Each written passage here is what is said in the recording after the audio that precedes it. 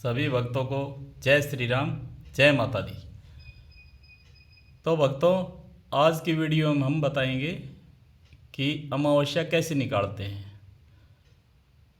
अमावस्या हमारे जीवन का एक बहुत ही बड़ा हिस्सा है। तो अमावस्या की विधि हर जगह, हर इलाके में अलग अलग प्रकार से निकाली जाती है।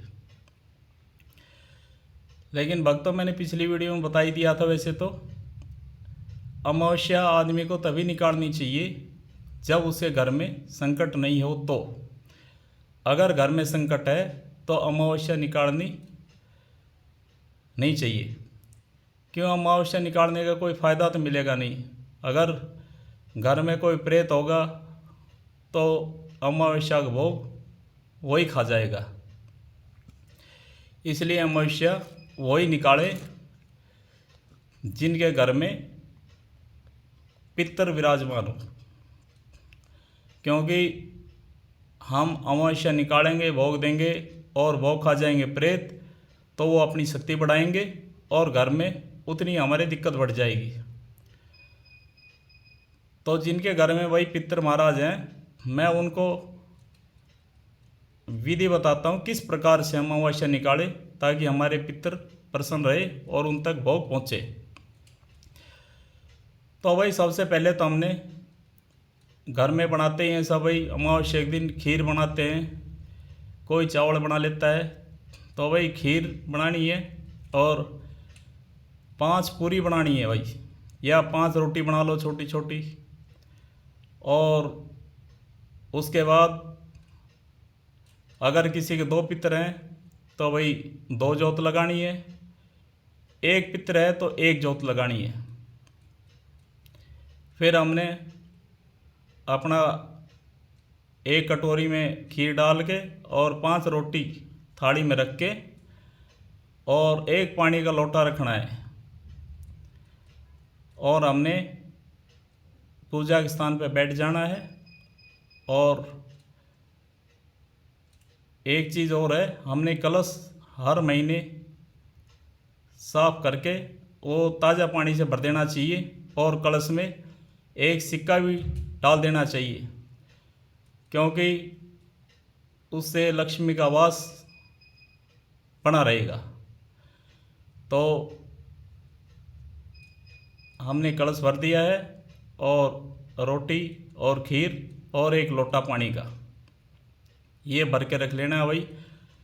उसके बाद फिर हमने 2 जो अपनी 2 पितर है तो 2 जोत लगानी है। 1 पितर है तो 1 जोत लगा लो।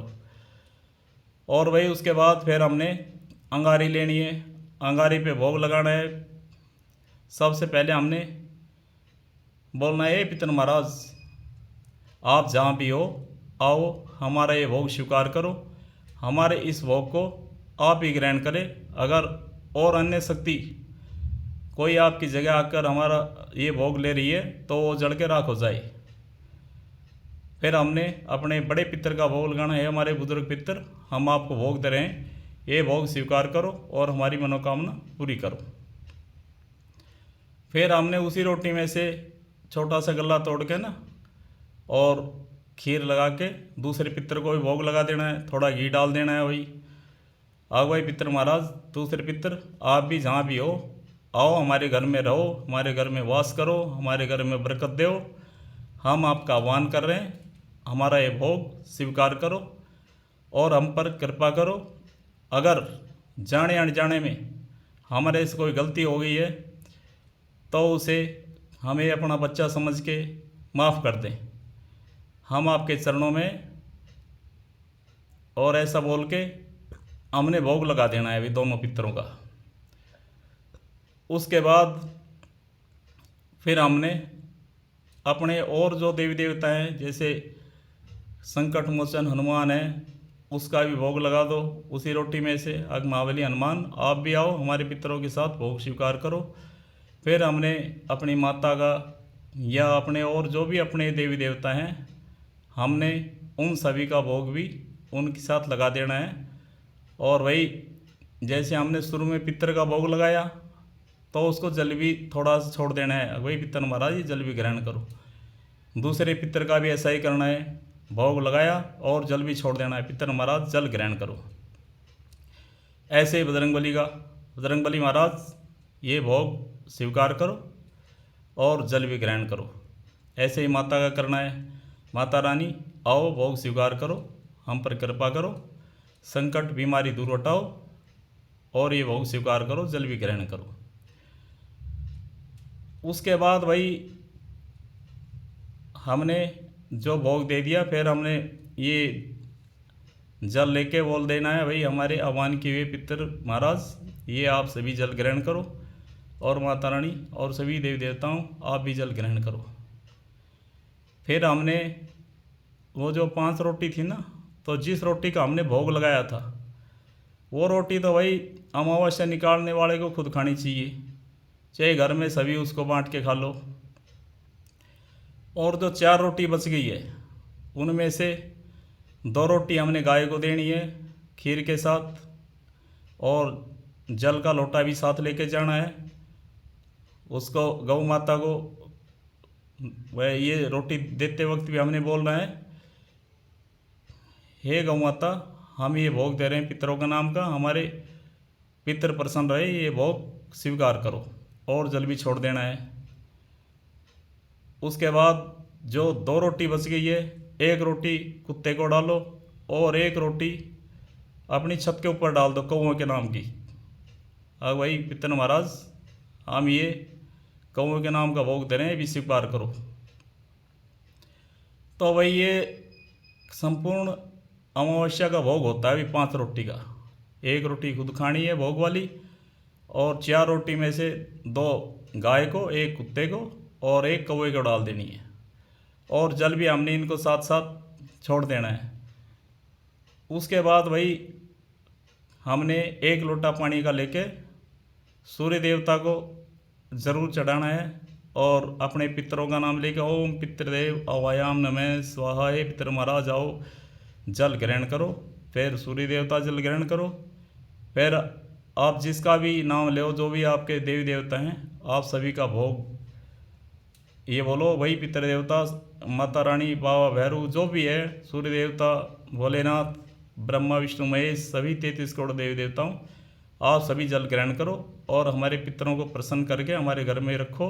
कोई गलती हो जाए तो माफ़ करो, और हमें हमारे घर में बरकत बनाओ, सुख शांति बनाओ। तो भाई हमारे घर में सुख शांति तभी बनेगी जब हमारे पितर प्रसन्न होंगे। पितर के कपड़े सभी ने ज़रूर रखने चाहिए, साल में 1 बार पितर की पैरावनी करनी चाहिए, और अमावस्या का जो हमने वो रखा है ना, घड़िया है या हांडी है, कोई भी है चीज़ रखी है, वो खाली नहीं होनी चाहिए भाई।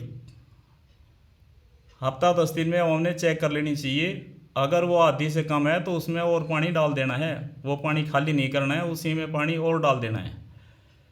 अगर हमारा अमावस्या का जो पानी रखने का जो घड़िया है या कुछ भी है, अगर वो खाली हो गया तो घर में लड़ाई झगड़ा क्लेश बीमारी ये चीज़ें शुरू हो जाएगी।